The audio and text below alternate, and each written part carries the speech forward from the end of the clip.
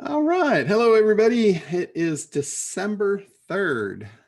Pretty crazy. Almost to the end of 2020.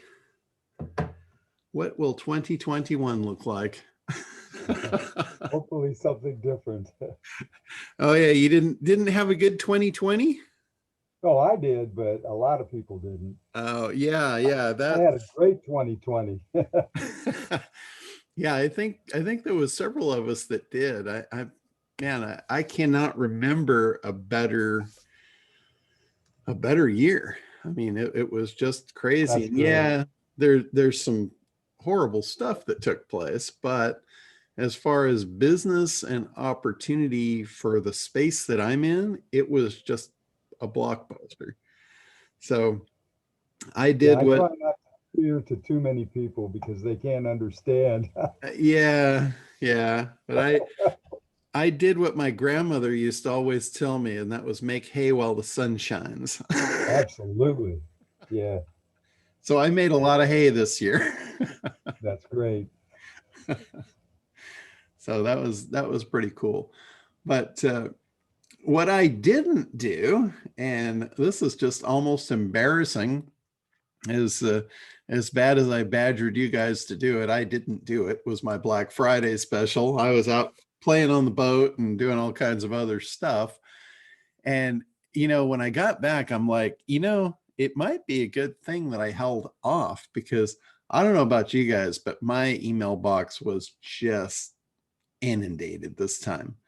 It was crazy. All the stuff that came down the pipe, even even stuff that wasn't even Black Friday. It was just deal after deal, special after special, one right after another, and they're still coming in.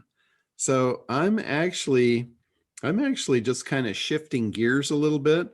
I'm going to do some really cool stuff year end. I'm going to switch gears and just kind of do some year end specials and generate new business for the beginning of 2021. So I'm going to put together, some special offers and things, including affiliate stuff. I'm going to push a lot more for affiliate stuff next year. I did well with affiliates this year, but I really, you know, lazily just kind of plugged away and did things half-ass. But uh, that's one of the things that I want to do over the next few weeks. I'm going to prepare a worksheet for you guys. That's kind of it's kind of like I've been talking about it in the past here over the last month or so. And it will be an exercise in looking back and then projecting forward. So you can double what you did this year, you can double it next year. And I got to tell you, if I double next year what I did this year, that's going to be pretty phenomenal. But that's the hopes for all of you to be able to do that with some simple changes. And when you look at your business in this way, you'll see it's just math, it's just numbers. And there's things that you probably did this year that didn't do much for you, and you might want to get rid of those things. There's things that you might have done that worked really well. You might want to do more of those. That's basically all it's about. It's some people call it the SWOT analysis. That's strengths, weaknesses, opportunities, and threats. And in the business world, that's kind of their terminology. And they do that all the time. A lot of companies do it quarterly. They'll have a quarterly review. They'll bring the whole company in and they'll do a SWOT analysis. And they will make adjustments quarterly, not annually. And guess what? They are more productive. They make more money. There's a reason for it. There's a reason for doing that. So I just want to share that down to you guys so you can take advantage of that and put that kind of stuff to work in your own business, that whole SWOT analogy. So strengths, weaknesses, opportunities, and threats. And obviously, looking back at this year, there was some threats, definitely. If you were doing business in the real world, if you were doing public speaking, if you were, a retail store, there was some pretty good threats that came along and did some damage. So those also created a lot of opportunities along the way. So, looking back, did you take advantage of the opportunities, or did you let the threats and things that came along just beat you down? And again, that's just kind of looking back so you can look forward. And some of the questions, like I've talked about this before in the last few weeks even, some of the stuff that I look at is your list. It kind of comes back to the core list. All of us do business online. I mean, that's just a given. We can all agree on that. We do business online, at least a portion of it.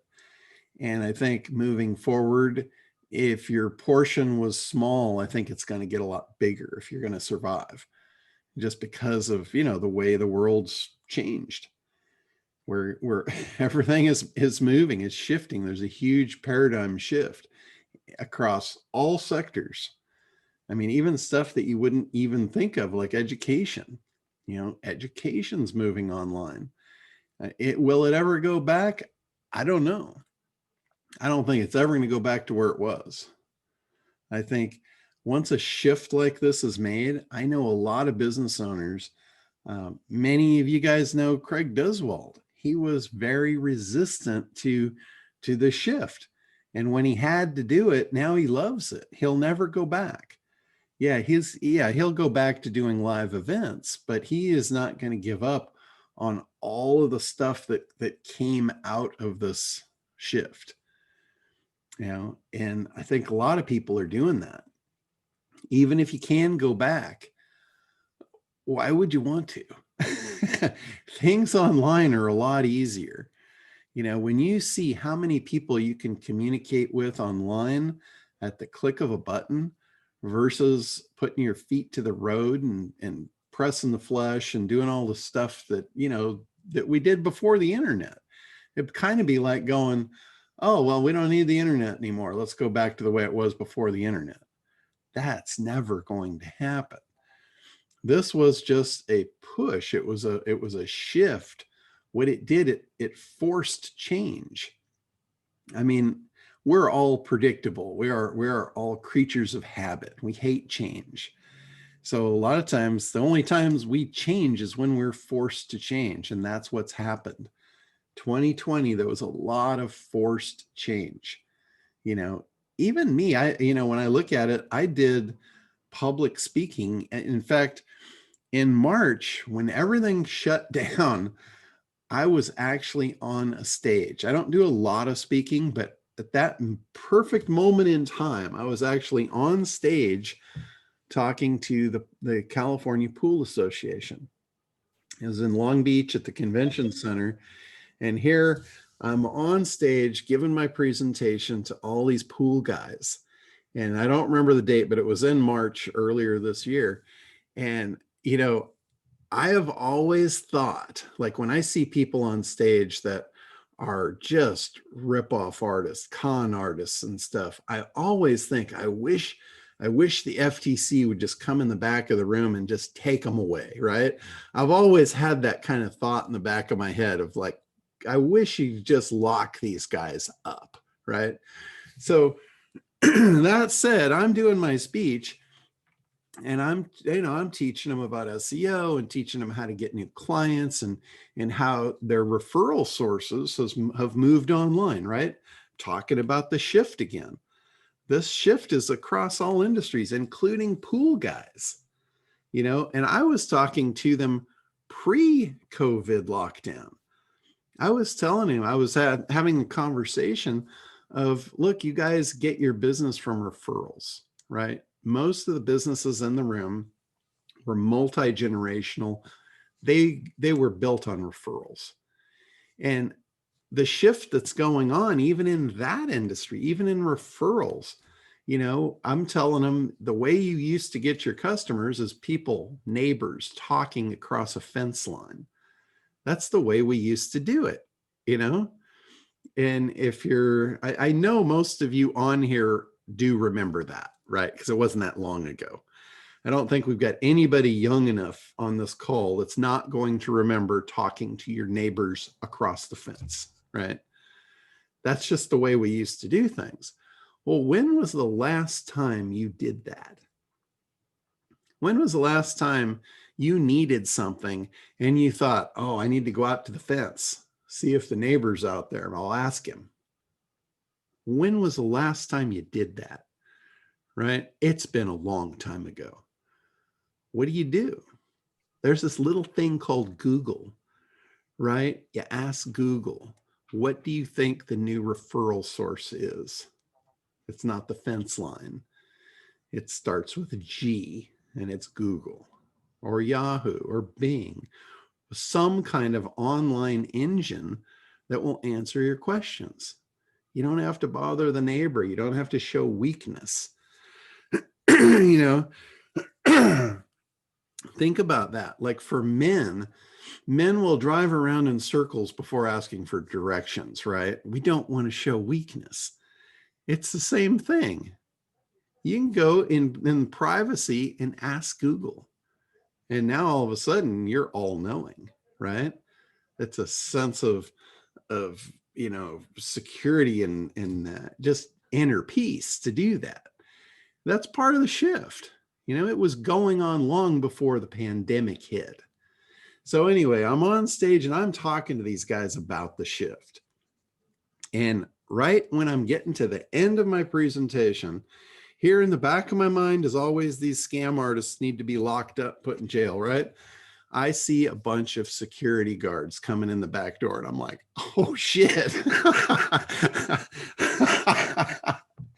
That you can imagine the thoughts that were going through my head. Oh.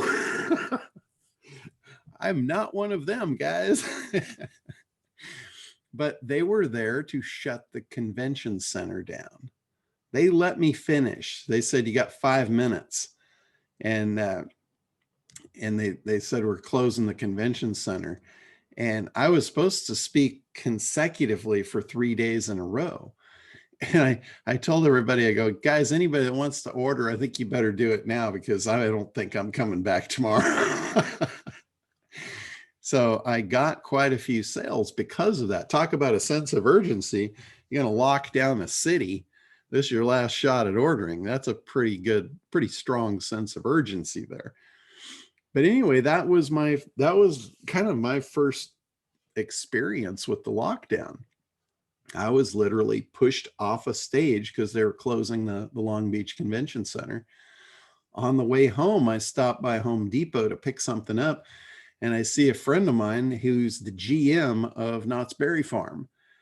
And I'm like, hey, what are you doing here? And he's like, we closed down. I'm like, what the hell? They closed Knott's Berry Farm? He said they closed Disneyland. I'm like, oh shit, this is going to be gnarly. So I made my mad rush to go out and grab whatever I could find as far as groceries. I did my little hoarding thing. But anyway, it's a shift. The shift is it's going on, but it's forcing us to do things we wouldn't have done ordinarily because we're creatures of habit and we hate change. But the people that have shifted, they're doing well. A lot of them are doing well. I know my favorite little sushi bar right across the street here. It's a little tiny hole in the wall. And Jim's got the thumbs up. He's been there. This place is phenomenal. And they've always done takeout. But now they're doing more business than they have ever done. And it's all takeout. Their expenses are down because they don't have the employees. They don't have to do the table service. And it's kind of bad for me because now if I want sushi, I've got like a 90-minute wait on average to get my order out of that place. They are just cranking. You walk in the place, they've replaced all the tables with racks. They literally have racks of stacked up takeout sushi. It's crazy. They've hired more chefs. They got rid of the They got rid of the table servers and they got more chefs to crank out more sushi.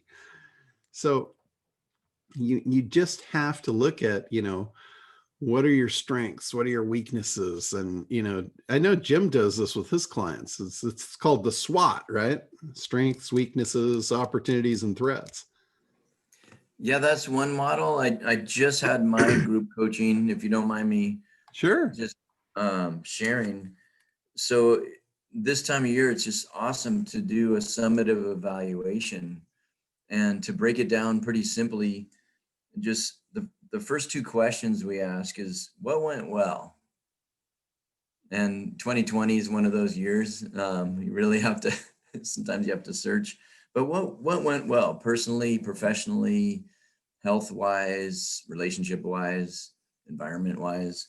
And then the second question is, what didn't go so well?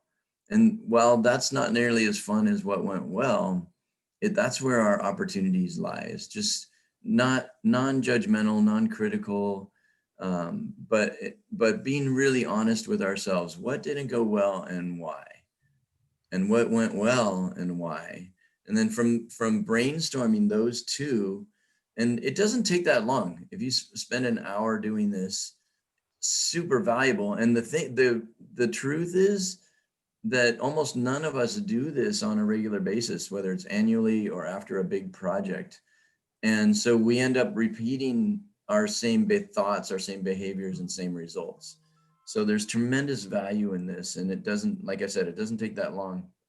Now, answering the first two questions, what went well, what didn't go well, then you can answer key questions that will go into your new thoughts and behaviors. So what are you gonna stop doing? Huge opportunity in that. So one thing I'm gonna stop doing is checking my email all the time. Like, I'm this shiny object ADD guy, and I just need to just check it twice or three, like have a limit. And then I can work on more strategic, complex initiatives instead of, oh, hey, my mom sent a cat video. How exciting. So what are we going to stop doing? What are we going to do more of? And just as an example, for me, it's simply business and personal visibility. So more social posts, more videos, more content, more of doing my own SEO rather than for everybody else. So in order for me to help more people, people need to know that I can help them. And so that's there. And then what can you delegate?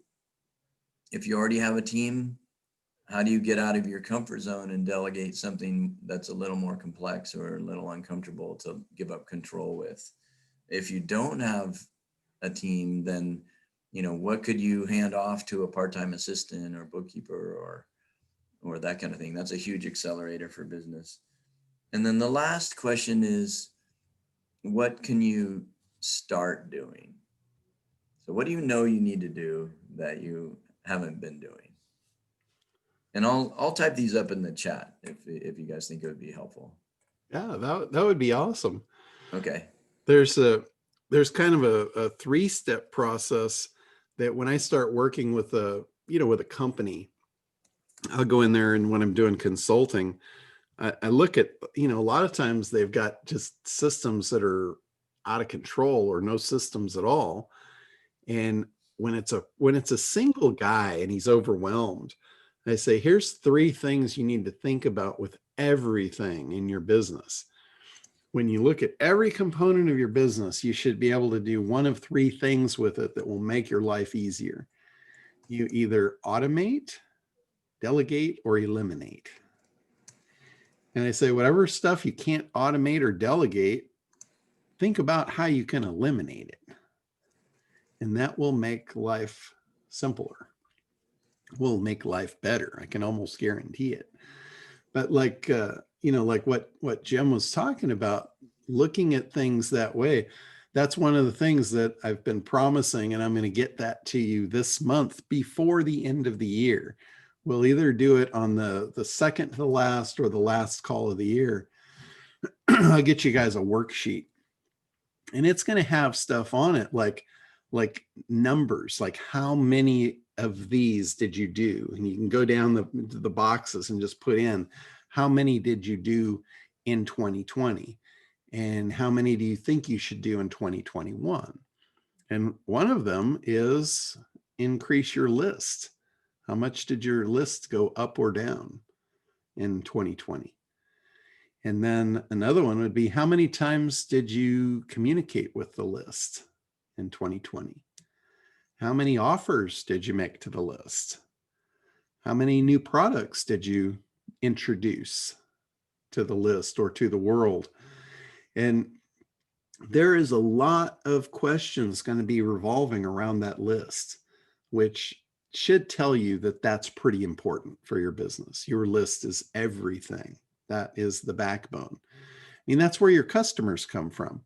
When you think about funnel, it starts with the list. The first part of the funnel is to generate that list and to grow the list. Why? So we can nurture it, so we can communicate it, so we can create relationships in a mass fashion. Like looking back, the way that we used to do this was, it was painful. I mean, I remember business before the internet. It was, for me, it was painful because, you know, I am much less introverted today than I was 20 years ago, 30 years ago. I started off very, very inner circle. I did not like to deal with a lot of people.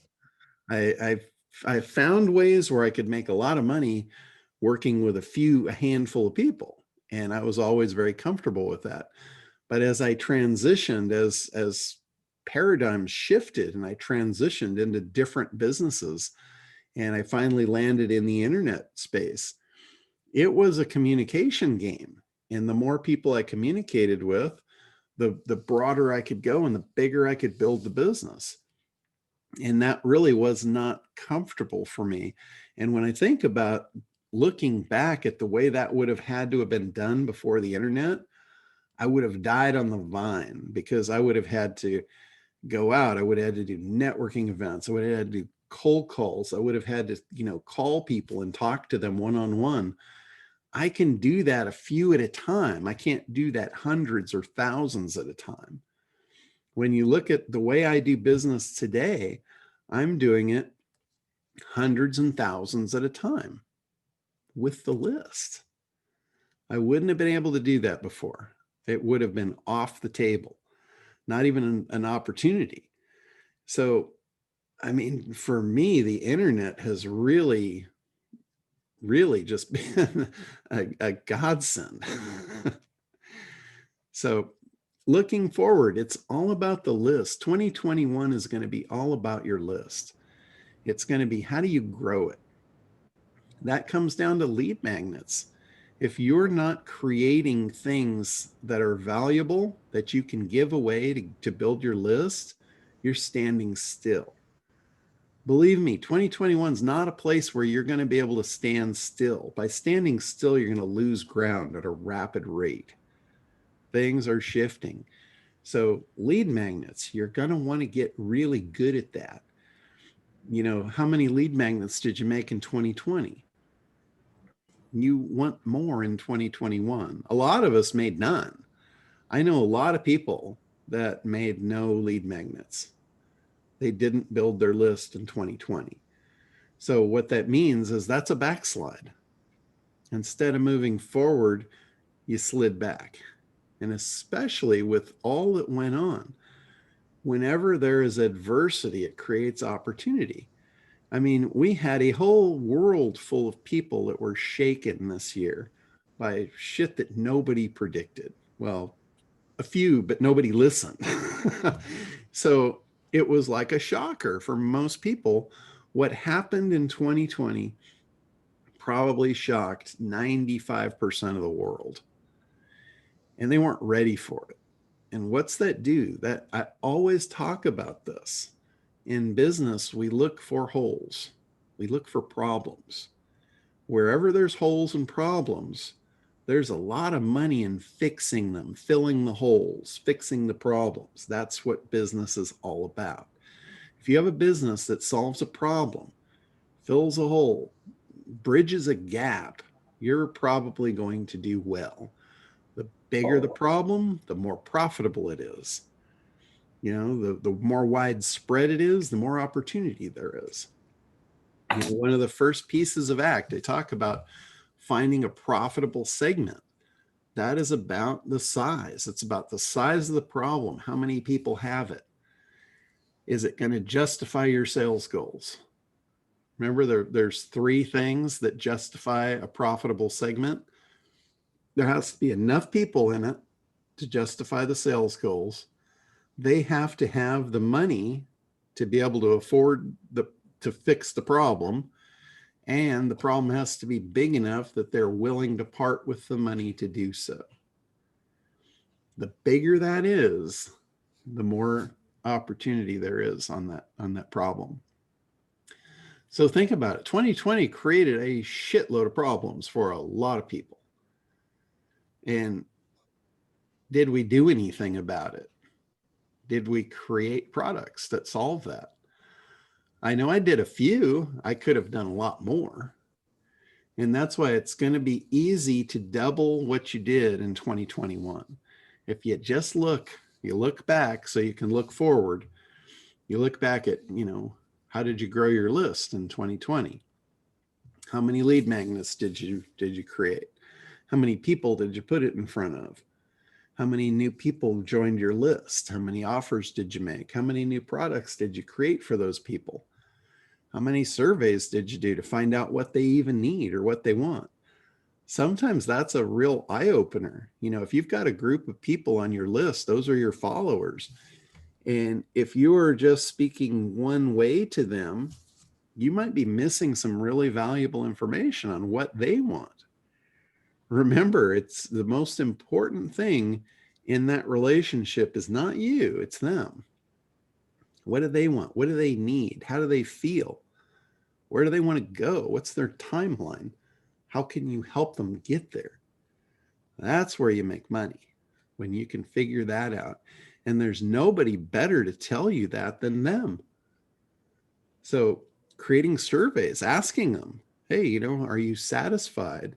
Customer satisfaction surveys. I know you guys have seen them.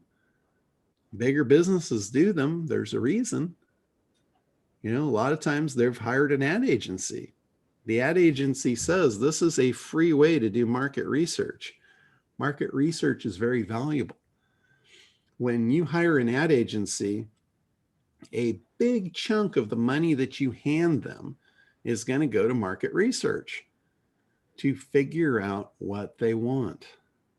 If you have a group that's already following you, just ask them. They will tell you. Make a survey, get that research for free. Or you can, invest a big pile of money and let an ad agency figure it out for you. But it's right at your fingertips. Just ask. I've learned a lot. In fact, the reason that this call is on Thursday at 11 is because I asked, when did you guys want it? It doesn't matter to me. I can do it in the middle of the night if that's better for you. It really doesn't. I don't, I'm happy to do it whenever is best for the biggest part of the group. So over about a 3 or 4 year period, I would send that same survey out a couple of times during the year. And almost every time I gave, what day would you prefer? And then I gave time frames. It was like a multiple choice. And every time, this was the time slot that the majority of people selected. So that's why the call is Thursday at 11. It's not because it's when it's convenient for me. It's when you guys said you wanted it. So again, talk to your list, survey your list. What do they need?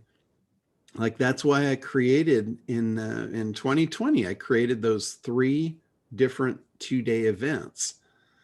Because one of the things I was hearing from people that were going through the ACT program was they were overwhelmed.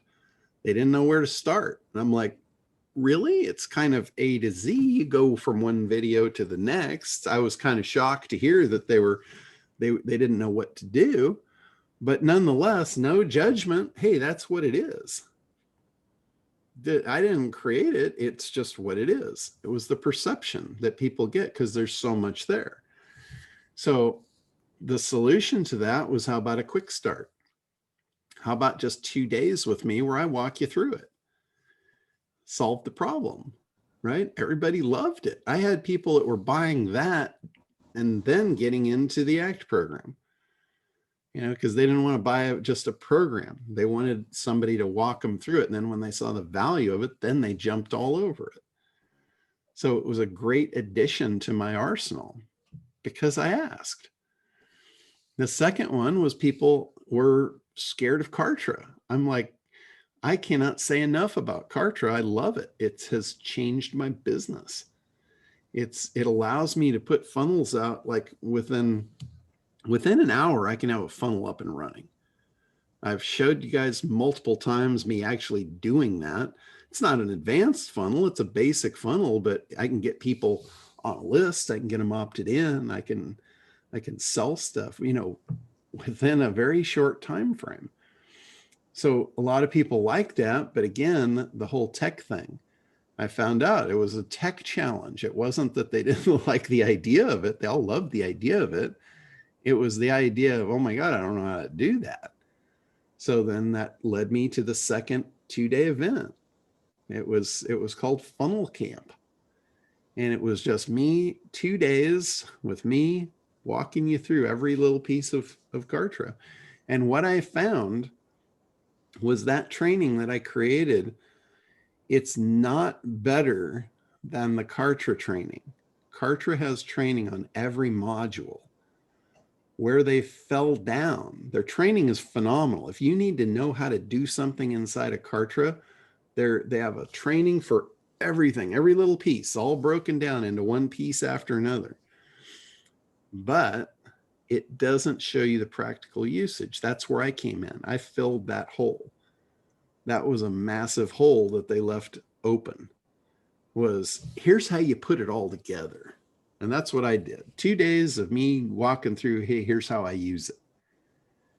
Here's the sequence. Here's how the stuff goes together, because it's an odd sequence to put a Kartra campaign together. You have to have certain things built and in place before you do the next step, or you're going back and forth and it just gets really confusing. So me having gone through that learning curve, I can tell you the sequence of, hey, you build this, and then this, then this, and then it all flows together. But if you just open up the box and go through their tutorial, you don't get that information. So they created a great product, but they left a big hole. I came in, filled the hole, made money in the process because I was helping people get use of a great product. And also a lot of people bought Kartra because I showed them how to use it.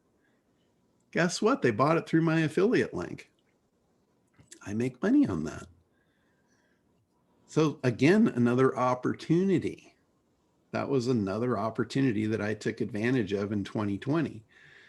And like I said, 2020 was the best year I've had in a long time. It was just because of those simple things. So that's what I want you guys to look at. Look at 2020 and look at the opportunities that were there that you didn't take advantage of, and make a list of what you're going to do in 2021. I can almost guarantee you that whatever you did in 2020, you can double it very easily by doing this exercise. It's not that hard. It's like probably a couple of things. If you just did a couple of things that you didn't do in 2020, you'll be there. One of them, I can assure you, is building your list. If you weren't building your list, that's the first step. If you weren't communicating with your following and figuring out what they want, what problems do they have, I guarantee you they got new problems this year. Could almost guarantee you, if you did a survey on everybody that's on your list, or even everybody that you know, and you ask them, is there any challenges or problems that you encountered this year that you didn't encounter last year? I bet you would find yes across the board. If you didn't, I'm not sure who you're hanging out with, but I want to know those people. So anyway, you know, that's the kind of stuff. We're another one that we're doing. We're opening up. I know some of you have heard about our Site Pop software that's for SEO. It's for Google specifically. We're opening it up. We're just about there. We're just about done with the beta testing on a couple of new versions of it. One of them is to manipulate Bing, the Bing search engine. A lot of people discount Bing. Bing is a massive entity. Bing has a lot of users. Anybody that buys a PC and doesn't adjust the settings specifically to Google, guess what they're using to search? It's Bing. It's the default search in every PC device out there. Out of the box, it searches Bing by default. That is a pretty large audience. It is it's a predominantly female audience too. And I've told you before many times why that is. Females are more accepting of things the way they are than males are. Males, for lack of a better analogy, males have to pee on everything to mark their territory. So the first thing they do when they buy a computer is they go in and change all the defaults. They make it their own colors, their own style, they mark their territory. A woman doesn't do that. She buys the computer, plugs it in, and just uses it. She's just happy she's got it. It does what it's supposed to do.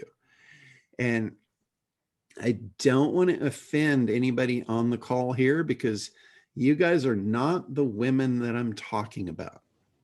Most of the women here on the call are high functioning entrepreneurs.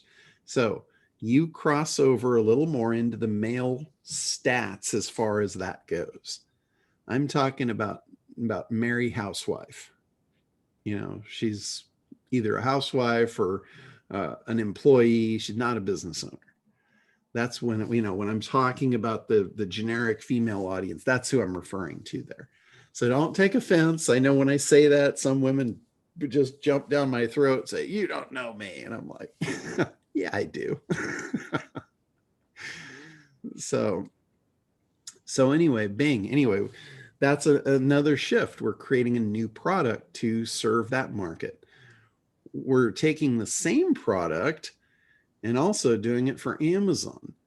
So if anybody that you know has an Amazon business and you sell products on Amazon, we have figured out how to manipulate the results in the Amazon search.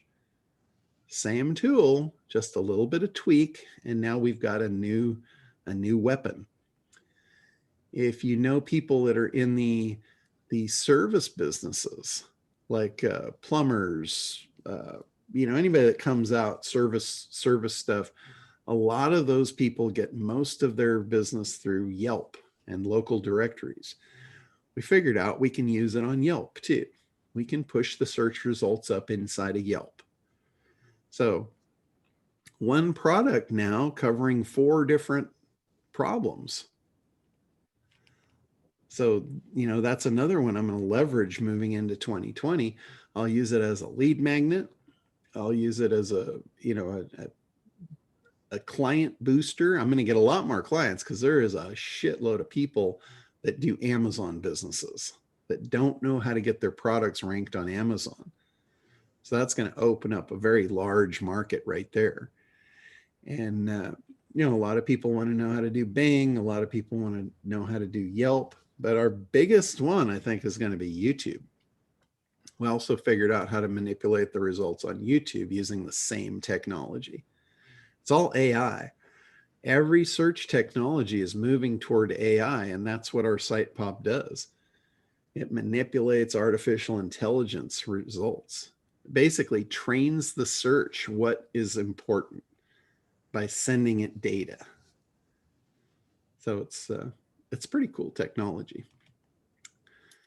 But anyway, that's what you want to do. Look at what you have and can you repurpose it slightly and serve another market? I can guarantee you I'm going to double what I did in 2020 just by doing a couple of those types of things. And you can all do the same thing. Whatever you have probably serves different markets. Maybe you haven't thought about it. Maybe you have, maybe you just haven't done it. But if you want to double down in 2021, that's what you'd need to start thinking about. How can you get more people on the list? How can you serve more people? How can you solve more problems? And if you don't have anything at your disposal, there's a lot of people out there that do have those things. And here's another massive opportunity, because this is one of the objections that I get to this whole scenario is, I don't have products. I don't have this. I don't have that. Okay, fine. I can deal with that. But what you do have is you have a surrounding world of people with problems. And you also have access to all the people that make things that solve those problems. Most of them are not marketers. Most of them don't have the skills that you have in marketing. I guarantee you, anybody that has been through the ACT program and has an understanding, even a basic understanding, you know more about marketing than most people out there. That in itself is very valuable. You could market someone else's product and make sales, make a commission. You could make a fair amount of money doing that. And it's the same thing. One product leads to another. Remember the whole timeline. When the timeline ends, a new one begins. And all you have to do is look at the road ahead. When you solve this problem, what problem does it create? And just find another vendor, plug the hole, just keep plugging holes. When you get somebody on your list, it's a lifetime value. That person will be here until they're in a box, for lack of a better word. Lisa, you're muted out. But they're because my company is ACT outside the box. So yeah, well, keep them outside the box. You don't want them in the box. well, since we've got them in a box, can I ask a question, some tech questions? Sure. Okay. One is a Zoom question, Okay. and one is a Facebook question. And I know you're not a big social media guy, so if there's anybody else here that can help me with this, I have asked 30 people and still don't have the answer. Okay. Well, shoot, I'll do I'll do my best for you here. Okay. So Zoom.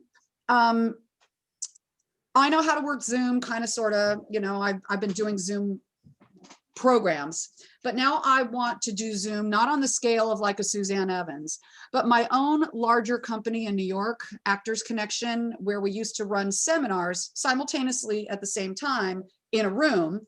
We're online now. I use it as the royal we, because I'm a percentage owner. I have nothing to do with running the company anymore.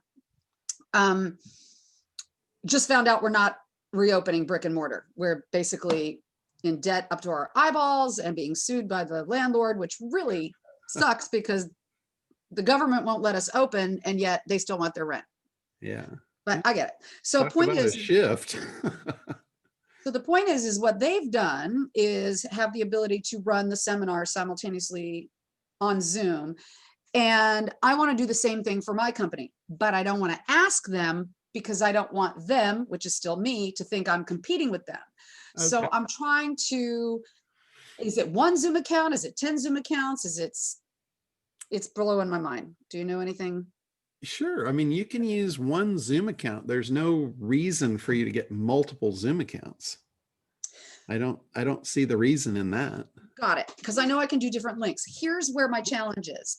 Even my one coach right now that I've started to work with recently, I don't, when I try to make him a co-host, when I'm setting it up, it won't let me because it says he's outside of my organization.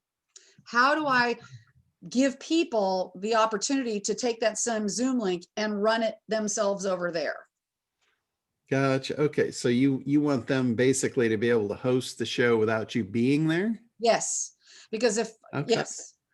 I believe all you need to do is you need to add another user to your account. And I don't know, I know that's how you do it. I don't know if there's a cost to that or not. I think there might be an additional cost for each user, but you can have different users. Like in Be Connected, they've done that. They have one master Zoom account, but they have like an account for me where I can log in with my own thing into their admin. And I can schedule webinars. I can schedule Zoom conferences, just like it's my own personal account. I see. But it's a different login. So that's one way that you could do it. I don't know the cost of that, like for the additional users, if there is one. I'm not sure about that part. Okay. Yeah, because just like, Google used to be, you could have all these emails. Now they charge you. Sure. Yeah. Per user. Per user. Right. Okay. I guess who do I talk to about that? Like, how do I do that? Because I looked, is there, Let's see. Google add a user to Zoom? Yeah, probably. If a better way to do that is actually YouTube. Go to YouTube. Okay, got it. Go to YouTube and just literally ask your question in the question box or in the search box. I have found more stuff, more useful information on YouTube than you can imagine.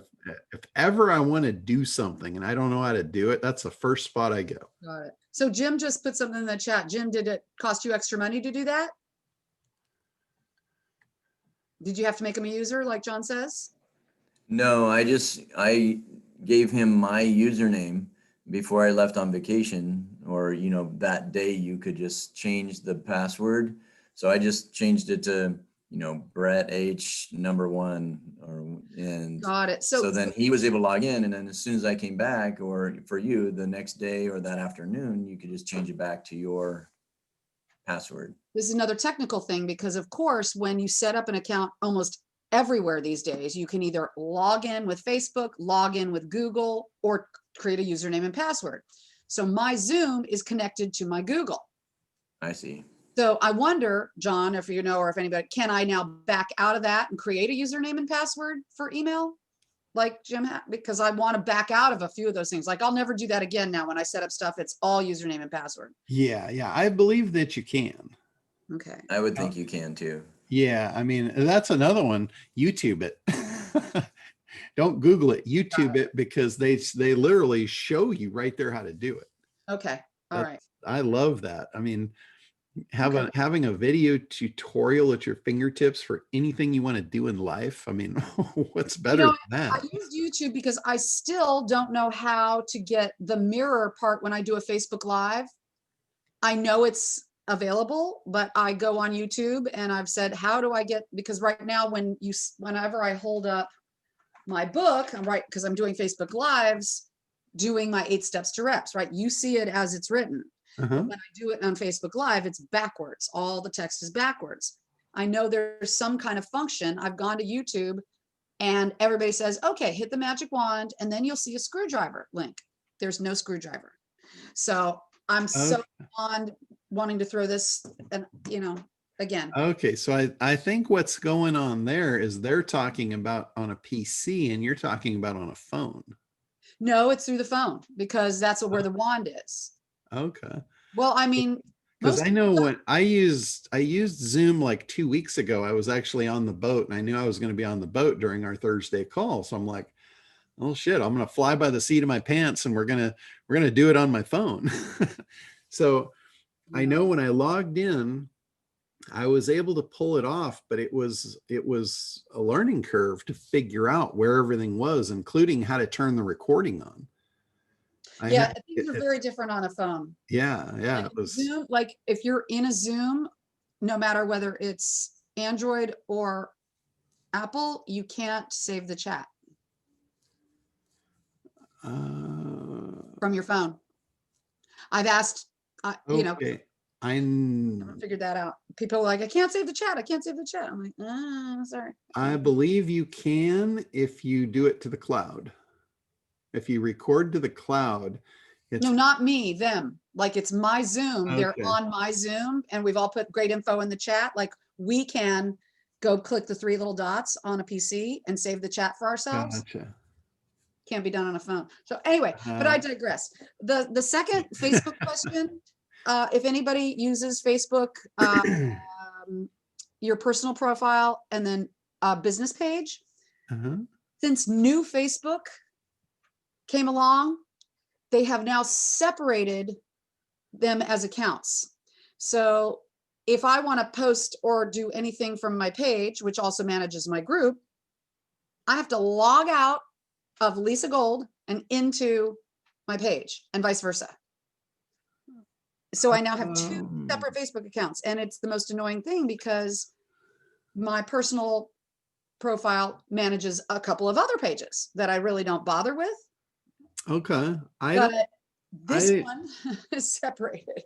I can tell you, like on my phone, because I have the same thing. I've got my personal Facebook thing, and then I've also got a page for Internet Dominators. I've got a page for SEO Dominators, and I've got a page for, I think, an old page for Dominator Marketing. So I've got those different accounts, right? And I actually think I've got one for ACT too. Okay. So let's say I got 4 pages. Mhm. If I'm in here and I'm in Facebook, I'll do it right now so I can tell you exactly. So I'm on my phone. Yeah.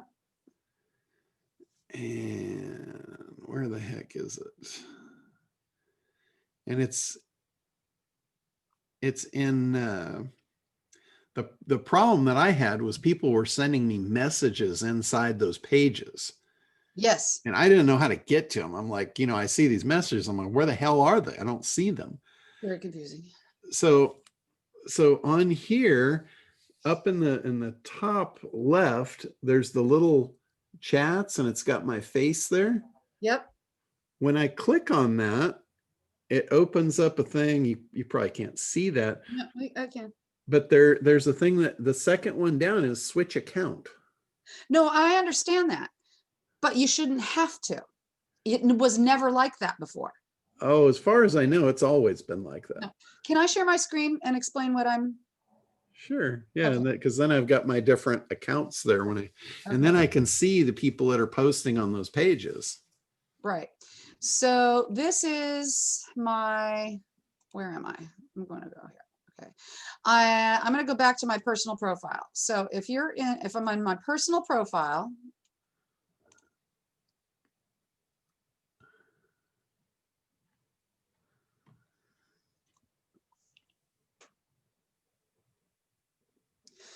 okay, home, personal profile.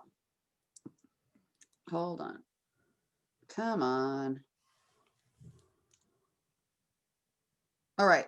Do you see where it says, so this is Lisa Gold, right? I'm in my Lisa Gold personal, goes in my pages. Okay. My pages. I have a bunch of pages, Think and Grow Rich Acting, SheBiz, a couple of them that are unpublished.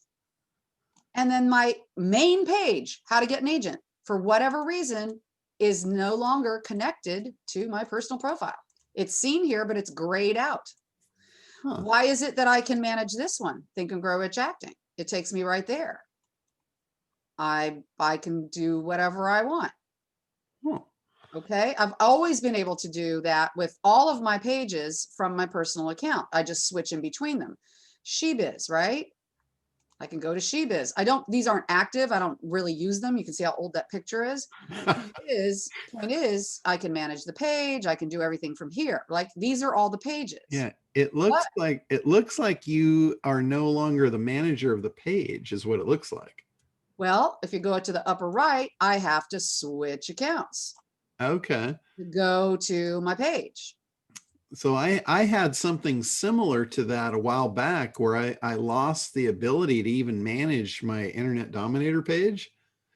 Right. And I have no idea how this happened, but somebody in our group, it got assigned to them and I have no idea how that happened and they don't either. Well, I've just looked everywhere and I've asked everyone. This is why I'm asking you, because the thing is also has to do with how things get connected. Now I have a social media company I'm working with connected in the background, and you know how Instagram and Facebook are connected, but you have to. Yeah. Okay. And I don't have login for this, right? So I don't have a separate login. Yeah, so I've seen this. It's basically going to be, and I don't know where it is, but I've seen this before. you have to get on the page with whatever account is actively managing that page, Yep. and then reassign the page manager. No, I am the page manager. So I'm in the page now, right? Okay, let's go home. Is this home? Where's the settings? So then there's settings somewhere. It's probably under the little arrow on the top right. Yes, correct. Settings and privacy. So settings, I am the admin. That's the problem. I'm the admin on this, right? Privacy, or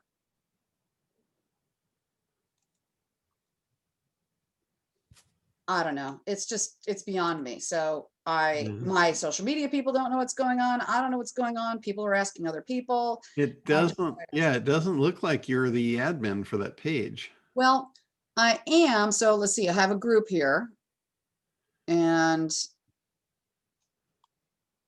let's see.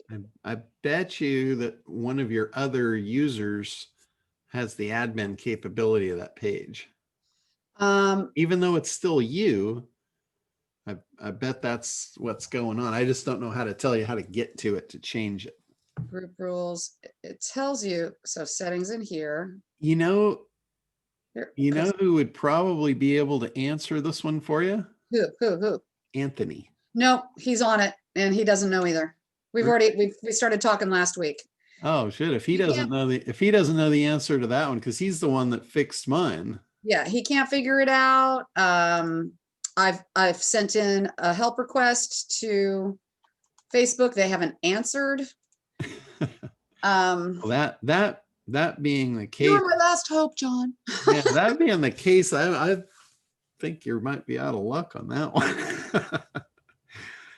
Oh, I'm looking through the chat here. I see one from Donna here. Oh my God, I have 3 dogs and a husband, and they have to mark everything. It doesn't matter if it's people or dogs. It's an animal thing. It's just a male animal thing. Well, I'll keep looking. If anybody has any advice or has a person at Facebook that they work with, I don't know. Yeah, the only thing I could think is that sometimes pages become bastardized and they just lose their account privileges for some reason. And I don't think the Facebook people will admit it, but it happens. I've seen it.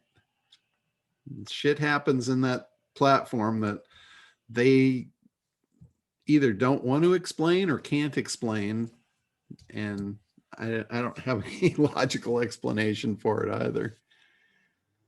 So The only problem is if it had its own username and password, I could log into that page and connect it places, but you can only get to that. It's weird. You can only switch accounts to that page from the personal profile, but it's still separate, and it's annoying. Okay. All right. Thank you. it's one of those things like the weather. We just can't explain it. It happens nonetheless. Oh, it's like blowing Santa Ana winds here today, and I'm like, why is that? How do we stop that? You can't. It just happens. All right. Anybody else here? Anybody else got anything you need help with, or? Yeah, John and people. Hello, everyone. You're right. The end of the year is a great time to take an inventory of your business and go forward. I just had an addition to Jim Caspary. You know what I don't know if you're there, Jim, or not.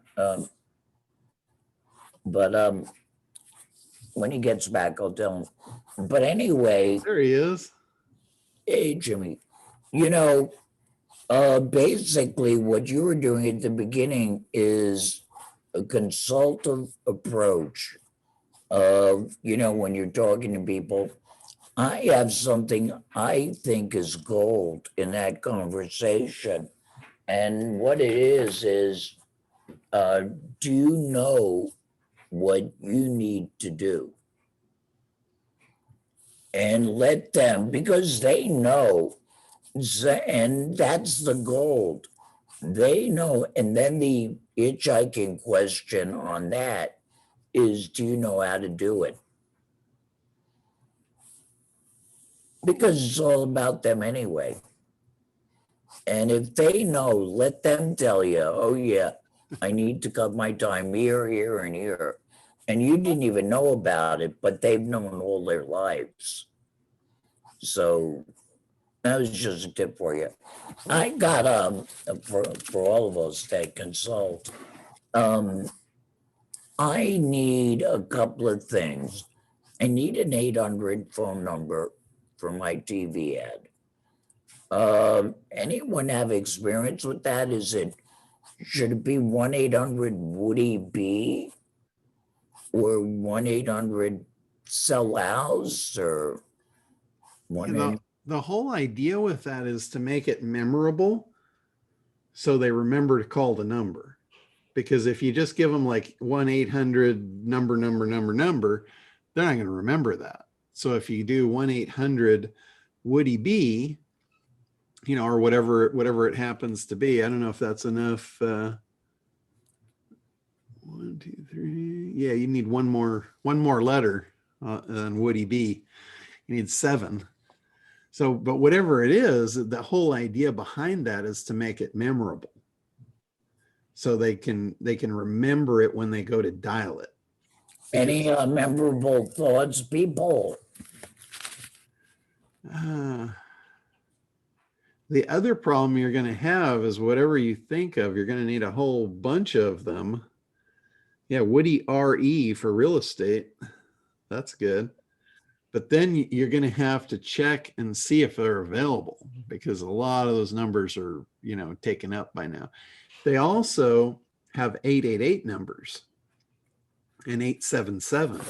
So if you can't get the one you like in 1-800, try 888 or 88. I think it's 877 or 887 or something like that.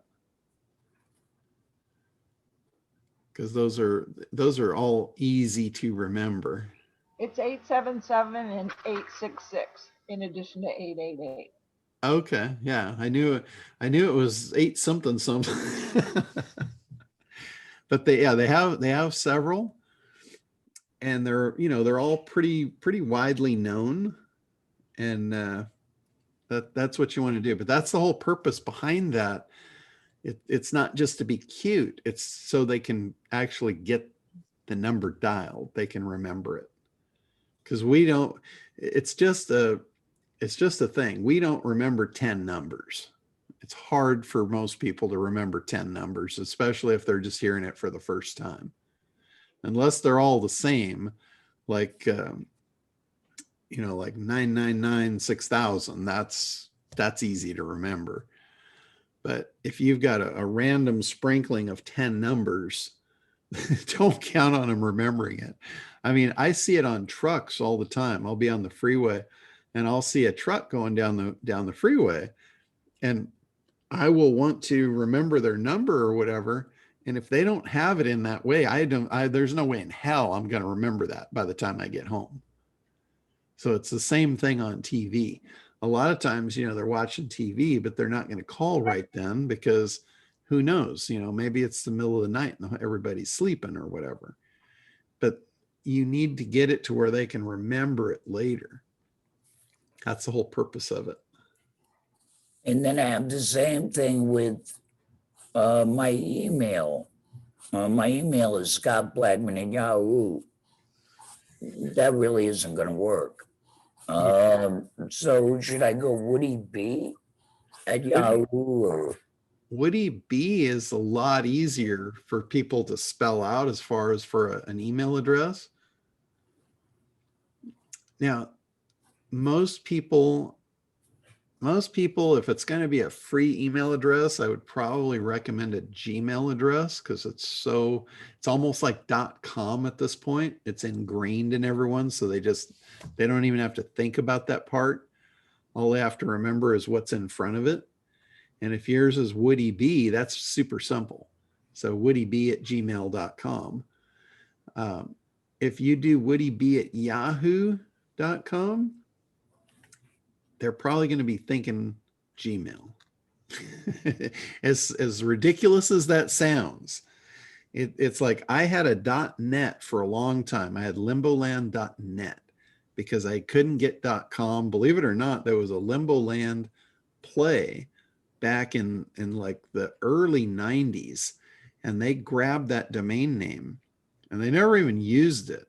But I wanted it. I wanted Limboland for my company because my original company was Limbo Vision. And it still is. That's still the parent company that owns everything. So I wanted Limboland, but all I could get was limboland.net, and I had it printed on everything. And I cannot believe the number of people that said, I can't get an email through to you. And they're sending it to limboland.com. I'm like, it's limboland.net on everything. I've never even spoken the words .com, but they hear it. They hear what's ingrained. And Gmail is much more ingrained than Yahoo as far as an email address right now. It's just like, they've got all these different domains out there, the .nets and the .orgs and the .tvs and all this shit. But I can almost guarantee you, if you get any of those, you're going to have people, if they're typing that in, they're going to put .com. Almost guarantee it. Or they'll really be confused. They'll put tv.com and they'll never find you. So you've got to, again, this is all coming back to who you're communicating with, who you're hunting.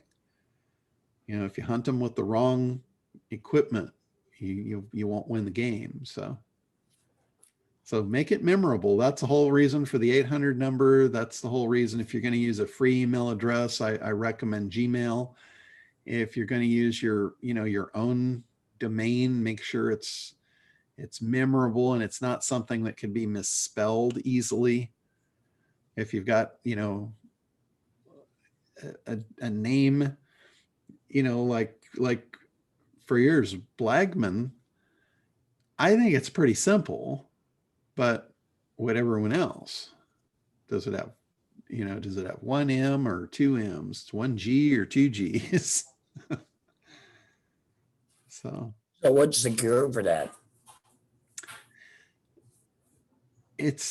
Well, if you're going to use your name, there really isn't a cure for it. All right. If you're going to use a brand, like this is the whole reason behind building a brand. Like when you go to a ad agency or something, these are all the things that they think about. They create a brand from scratch out of nowhere, and that's the stuff that they create it out of. They look at memorable, they look at easy to consume. They poll the audience to find out, hey, how do you spell this? And then they'll look at all the spellings. And if it's 10 out of 10, they're like, all right, that's good to go. If there's 5 out of 10 that spell it a different way, and there's a common way, that's shaky ground, It's all about that analysis. It's that big A in ACT. That analysis is like critical to build a business on. So let's see. And one other thing with assistants, is anyone using an assistant? Where do you get them from? Are they high school senior science people or? Well, I've had several people that have gotten assistance in some pretty creative ways. One of them is to go to like the local high school or college. And again, that might be out the window right now because those establishments aren't like up and running. But you go and you talk to the professor and you ask the professor if he's got somebody that he would recommend as an intern. And then you bring him on as an intern. And basically you give them a 3-month period or whatever it is, 90-day period, 6-month period, whatever. Usually it's 90 days or less because that's all they want to commit to as far as an intern. But they will make a recommendation of, hey, this might be the perfect person. They're really looking to get into this industry and they would love your mentorship. And at that point, you give them that trial period, whatever it is, an apprenticeship or an internship, whatever you want to call it. And then you say, if it works out, I could offer you a paid position. That way you get to try them out. You don't have to fire them if you don't like them. You just let their time run out and let them go. Just say, thank you. It was awesome. John, I know people who have contacted the Dean of Business Administration in the local community college doing exactly what you said. Yeah. Yeah. It's a great way to go. I can tell you how I hire all of my employees are either in the Philippines or in India, depending on what I need them for. I found that they have different skill sets. Like I don't go to India for SEO stuff. I go to the Philippines. I go to India for tech stuff like web development, designers, stuff like that. I've just found that to be kind of a common thing. So in India, I found a guy that is a manager of teams like that, and he has connected me very well. I've got an incredible web development team now because of him. And that's how I did it through that avenue. But in the Philippines, I actually have a process of hiring people. And I use a site called onlinejobs.ph. That's like the national jobs board in the Philippines. And anybody that is an outsourcer of any skill set, they all list on there. They have profiles on there. You can go on, you can pay as a business owner, you can pay to use the board. So you can post job opportunities, you can look through the resumes of all the people that are on there, and you can directly communicate with them and hire whoever you want. You're on your own. So what I do is I don't post jobs. What I found is if I post a job, I get all kinds of riffraff come out of the woodwork, and I have no idea who's who and what's what, and I get garbage. What I do is I search through there for skill sets that I'm interested in. And then I look at their profile individually. I look at their resume, I look at their background, I look at their skill sets, and I will pick, depending on, what position it is, I'll pick a number of them. I'll pick anywhere between 20 and 50. I'm looking for one person, and I'm going to choose 20 to 50 to start. And let's say I've got 20 people that are perfect for the job position, or at least so their resume says. And I'll get their emails and I'll send out a personal invite. And it goes something like this. Hello, I'm so-and-so from such and such. We're looking to open a job position very shortly, and we would like to invite you to apply if you're interested. Here's what we need. Here's the skill sets required. Let me know if you're interested. If you are, I'll send you the application. So I send that out, 20 or 50 of them, whatever I've got in the bucket. The email goes out. The first thing I'm looking for is response time. I don't want somebody that's not checking their email within 24 hours. So if they don't respond within 24 hours, they're off the list. They're done. They didn't pass the first step.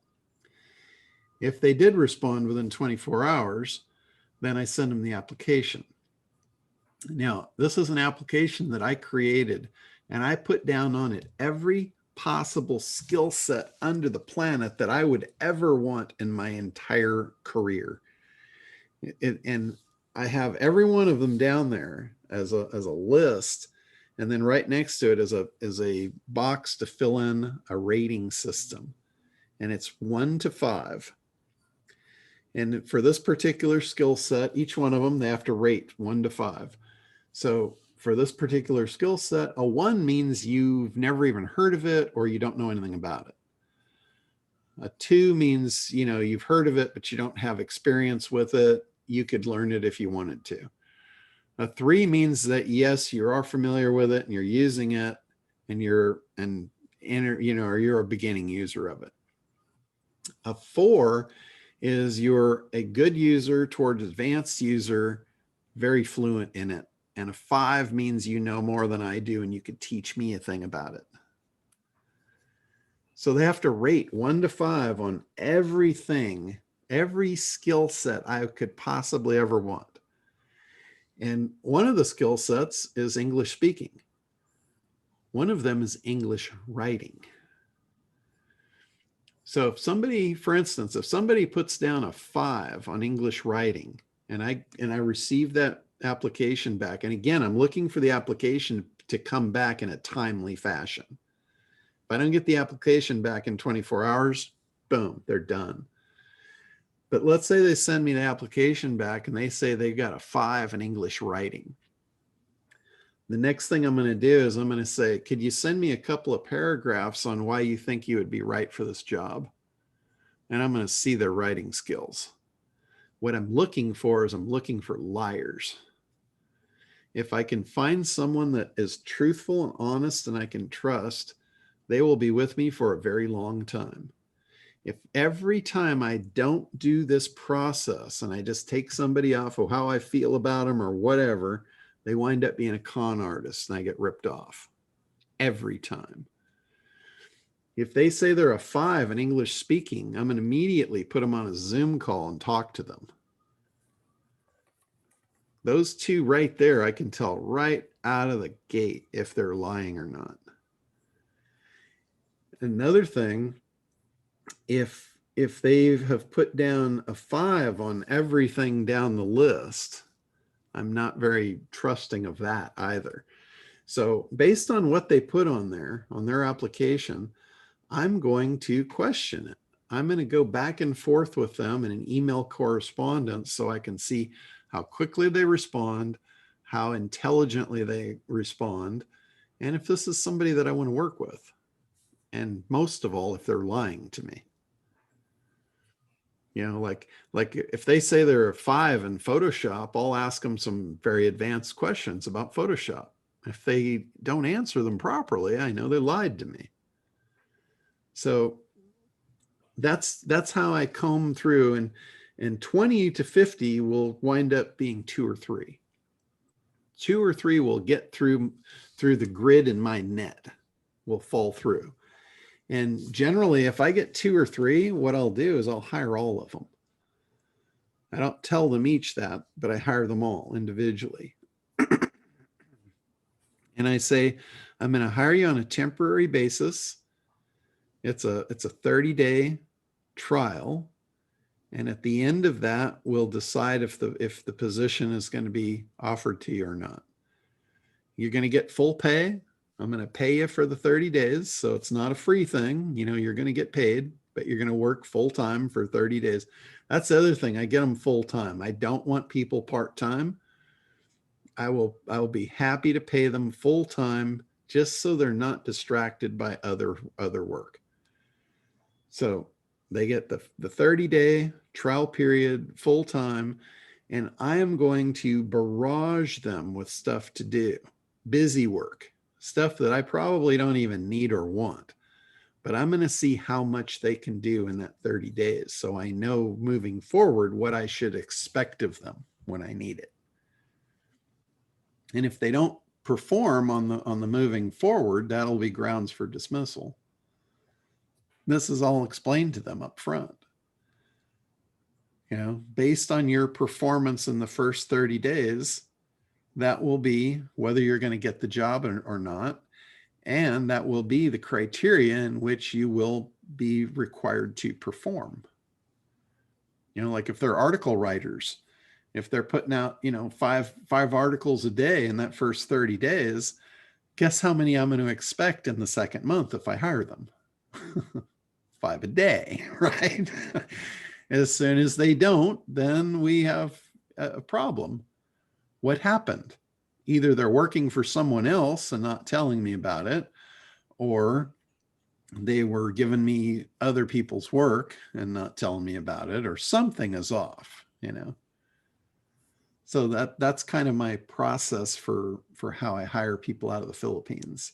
And I got to tell you, the ones that have passed the test and have been good, they're with you for life. They are very honorable. You have to treat them right, though. This goes back to ACT. This goes back to understanding their language. The fact that you understand their language is as important as they understand ours. And what I mean by their language is their culture. Like on the application, one of my questions is, what's your mother's birthday? Right? That seems like an odd question, right? To ask on an application, what's your mother's birthday? It's not odd for their culture, because if I wind up hiring them, guess what I'm going to do with that information? I'm going to give them their mother's birthday off paid and an additional $50 to go treat her to something nice. Because the mother's birthday is like bigger than Christmas for them. It's like, and for the family members to be able to honor the mother by having that day off is really something special. And when you do that for them, you are on a higher level. They will do anything for you. They will, you want to buy loyalty, $50 on the day off. That's it. There's other things that they have too in their culture. They have what's called a 13-month salary. After they've worked for a year, you basically give them a double salary in December as a Christmas bonus, and you give them 2 weeks off. So, for you is paying them as an employer, that kind of sucks, but hey, you get 11 solid months out of them that they're awesome, and it's worth it. And, you just have to know, you got to know all their holidays.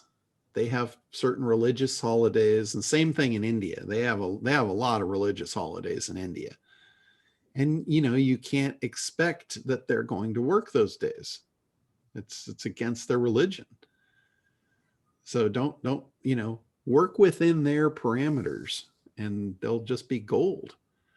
Figure out what their problems were. I had one guy, he was not passing his work to me on a regular basis. He was getting it to me, but not on a daily basis.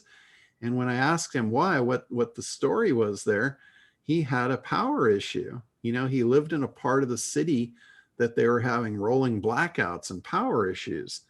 And I asked him, I said, how much is a generator? Do they sell generators in your local, in your city? And he said, yeah, they're very expensive though. I said, well, how much are they? It was $135. Guess what? I PayPal'd him $135. I said, go get a generator. And here's a few bucks for some gas. And I never want to see that excuse again. So, it's just communication, really. Well, how about for American kids part-time? Isn't there a whole bunch of labor laws and FICO and withdrawal, and I don't want to get sued, Yeah, I know this is going to sound bad, but the kids here just are not worth a shit. I know that sounds bad, but try them out. If you find one that's really good, it's going to be an anomaly. They're just a different breed. And if you find one, like John, you're never going to get one that's going to work at the price for like a Filipino. A Filipino full-time, I pay about $400 a month full-time, and they kick ass. Oh my God. Yeah. Donna, go ahead. yeah, I was going to say that I use a similar hiring process, and I've got full-time employees, but you're exactly right. I start my ad out super basic. Literally, this is the position I'm hiring for. If you're interested, send me an email, and I'll post it on my social media. And it is amazing the number of people that will contact you not via email. And so I automatically disqualify them because my directions were very specific. I said, email me. And if you send me a private message, you're out because you can't follow basic instructions. instructions. And so unfortunately, John, you are correct in that Americans, especially the youngsters, are a completely different breed and they just don't give a shit. Yeah, it's sad. It's really sad. And it's So you're able to do it all online. yeah, I haven't had any physical employees like in my space for probably close to 10 years. I had offices. I mean, I had offices down in Newport Beach. I had the most beautiful office space down there. And we had, shoot, I don't know, we had probably 10 people working, at one time. And my life is so much simpler and so much better at this point. I can't even express it. Yeah. Can I get a we copy have of a your team, we have file, your questionnaire? What's that? Can I get a copy of your questionnaire that you use? Yeah, it won't be anything like what will work for you because mine is all about tech stuff. It's like it just lists off every piece of software that I've ever even heard of. Seriously, any internet marketing software, I just put them all down because I want to know what they've had access to. And there's been a couple of times when I've found people that knew how to do something that I didn't know how to do, and I brought them in just for that. So it would allow me to open up more services that I didn't have the foggiest clue how to do. And then the next thing I do is I have them write the training manual. So if they don't work out, I've got a training manual on hand to train the next person to actually do it. So it's a transfer of knowledge. So collectively, I'm having a brain trust of knowledge outside of my own. And sometimes that works out pretty well.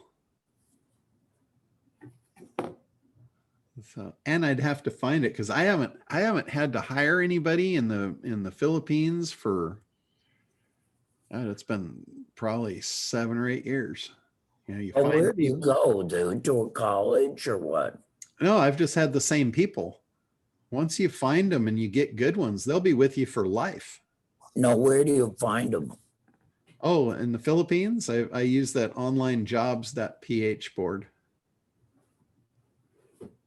So that's where I've found them in the past. And in India, I just got lucky. Well, what is it called? The jobs board, Yeah. that's called onlinejobs.ph. PH is the Philippines. So that's also the web address, onlinejobs.ph instead of .com. Thanks, John. Blessings, everybody. Gotta go. Okay, Janie, we'll talk to you soon. Take care. Bye-bye. Right, John. Thank you. All right, no problem. All right, anybody else here before we wrap her up for the week? And Donna, great to see you back. I thought you were lost at sea. Oh Lord, John, we we thought we were lost at sea too. COVID has been like, man, we thought we were running hard before COVID hit, and